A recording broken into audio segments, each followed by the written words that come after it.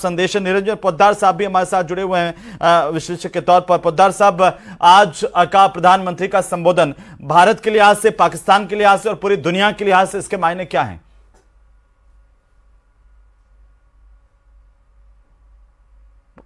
पोद्दार साहब। और गोली से जी मेरी आवाज आ रही है? जी जी बोलिए।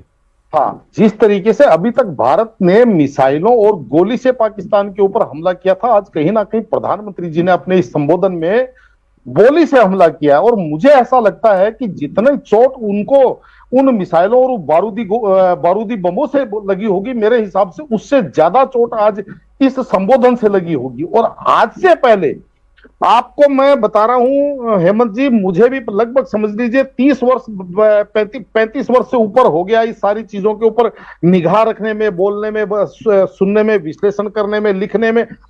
इससे पहले इतना खुला संदेश किसी देश का नाम लेकर के और विशेषकर वहां की सेना का नाम लेकर के नहीं, अभी तक यही सुना जाता था कि कुछ मुल्क, पड़ोसी मुल्क, यानी कि इशारों में बात की जाती थी।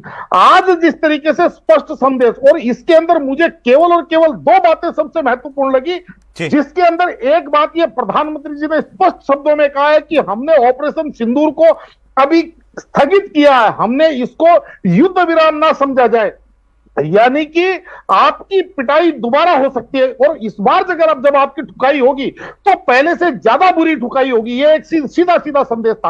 और दूसरा जो प्रधानमंत्री जी ने कहा कि जिस तरीके से ये हमारे हथियारों की टेस्टिंग थी, यानी कि भारत का जो डीआरडीओ के द्वारा जो निर्मित जो हथियार थे उनकी एक टेस्टिंग थी। तो मेरा यह मानना है कि कहीं ना कहीं भारत ने पाकिस्तान को यह भी दिखा दिया कि आप जब कोई ऐसी बेवकूफाना हरकत करेंगे तो आपकी निश्चित रूप से पिटाई लगेगी। और साथ में भारत ने अपने हथियारों की टेस्टिंग करके विश्व बिरादरी को यह भी दिखा दिया कि हम कितने उन्नत क्वालिटी के हथियार बनाने, जो अभी तक केवल 22,000 करोड़ रुपए सालाना का जो व्यापार हुआ था, शायद भारत ने अपने हथियारों के विश्व व्यापार को इसके अंदर और ज्यादा गति देने के अंदर एक कदम आगे बढ़ा दिया है। क्योंकि जिस तरीके से हमने देखा कि पाकिस्तान के जो एयर डिफेंस सिस्टम कहीं ना कहीं भुर बढ़ा करके गिर जा रहे थे, और भारत ने जैसे उनको जिसको कहते हैं पलक झपकते ही उनको धराशायी कर दिया। और दूसरी तरफ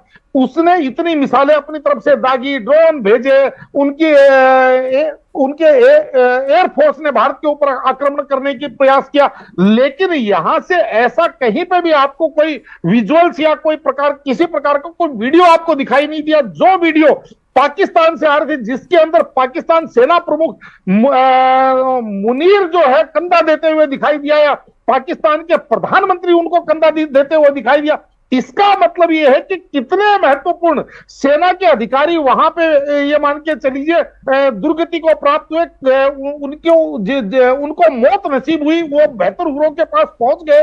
तो इसी चीज से साबित होती है कि उनको, हाँ, लेकिन एक चीज जरूर है हेमंत जी कि पाकिस्तान बोलने के मामले में अभी भी नहीं समझा है। और हमारे यहाँ राजस्थानी में एक कहावत है, वो यहाँ कह के जा रहा हूं कि झूठ को बोलनी और धरती को सोनियो कदे सकड़े लोगों ने भुगते, यानी कि कंजूसी नहीं बरतता। तो उसी तरीके से पाकिस्तान आज भी जिस तरीके से वहां के आवाम को यह दिखा रहा है कि जैसे उन्होंने भारत को घुटने पे ला दिया, जबकि वास्तविकता यह है कि जो चीख उनके मुंह से निकल रही थी, अंदर से जो वेदना निकल रही थी, वो पूरा विश्व देख रहा था। और आज जिस तरीके से प्रधानमंत्री जी ने स्पष्ट शब्दों में कहा है कि 10 तारीख को उनके डीजीएमओ का हमारे डीजीएमओ के पास फोन आया, तो इससे स्पष्ट संदेश आज मेरे हिसाब से जो भारत के अंदर कुछ जिस तरीके से जो एक प्रोपेगेंडा जो मशीनरी है, वो जिस तरीके से कुछ ना कुछ किंतु परंतु कर दिया, आज उनको स्पष्ट संदेश, उनको स्पष्ट जवाब मेरे हिसाब से। बिल्कुल पोद्दार साहब,